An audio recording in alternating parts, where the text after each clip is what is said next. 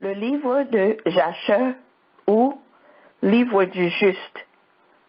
Lecture de la section de Noé. Livre de la Genèse. Chapitre 9.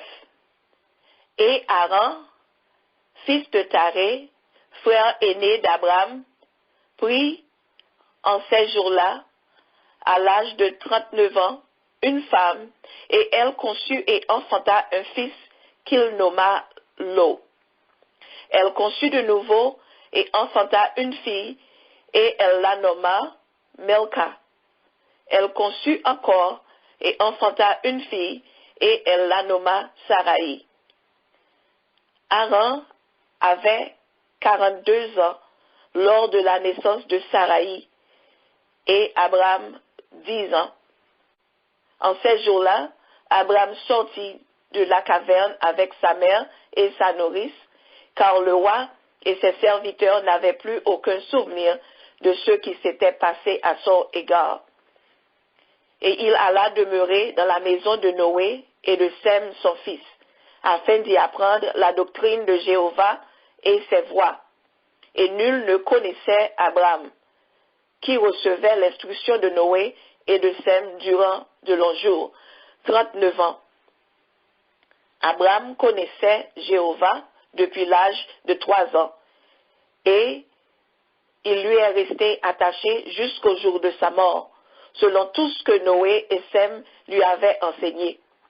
Mais tous les autres habitants de la terre étaient rebelles à Jéhovah, leur Créateur, et le mettaient en oubli.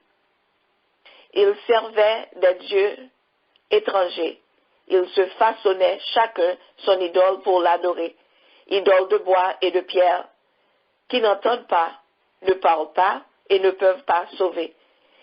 Il n'était pas alors sur toute la terre un seul homme qui connut Jéhovah, excepté Noé et sa maison et ceux qui étaient sous sa direction.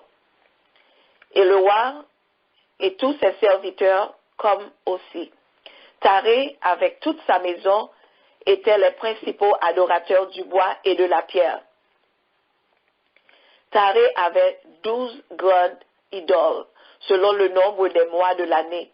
Il servait chacune d'elles pendant son mois, en lui offrant des oblations et des libations. Mais Abraham, qui grandissait secrètement dans la maison de Noé, avait reçu de Jéhovah un cœur intelligent et prudent. Et il comprenait que la génération de ses jours était adonnée à des vanités, car les idoles qu'elle adorait étaient de fausses divinités qui ne pouvaient donner aucun secours. Lorsqu'il observa pour la première fois le soleil, comme il éclairait toute la terre, il pensa en lui-même, ce soleil est sûrement Dieu, et je l'adorerai. Et durant cette journée entière, il l'honorait et l'invoquait. Le soir venu, le soleil disparut comme de coutume. Alors Abraham de nouveau pensa en lui-même, sûrement, celui-ci n'est pas Dieu. Et il se demanda, qui donc est celui qui a fait le ciel et la terre et créé l'homme? Où se tient-il? Pendant qu'il parlait ainsi en son cœur, la nuit s'obscurcit sur lui. Et levant les yeux vers les 4 vents, il reconnut que le soleil avait abandonné le temps aux ténèbres. Et apercevant la lune accompagnée des étoiles, il dit, « Pour cette fois, voici le Dieu qui a créé la terre et tous les hommes. Et voici ses serviteurs qui se tiennent devant lui, prêts à recevoir ses ordres. » Et pendant cette nuit entière, il honorait la lune et l'invoquait.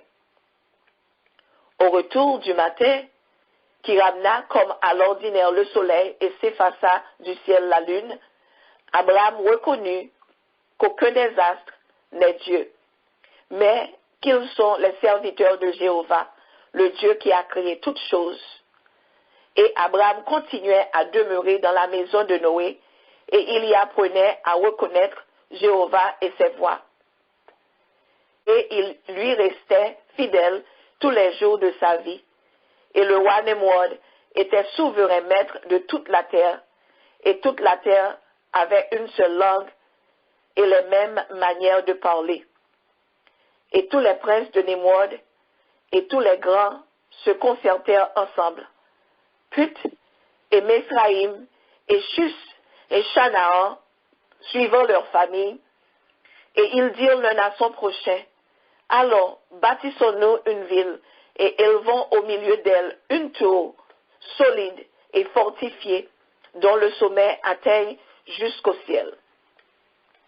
Nous rendrons notre nom célèbre, car nous maîtriserons le monde entier en subjuguant par la force nos ennemis avant qu'ils viennent nous attaquer pour nous disperser sur toute la face de la terre.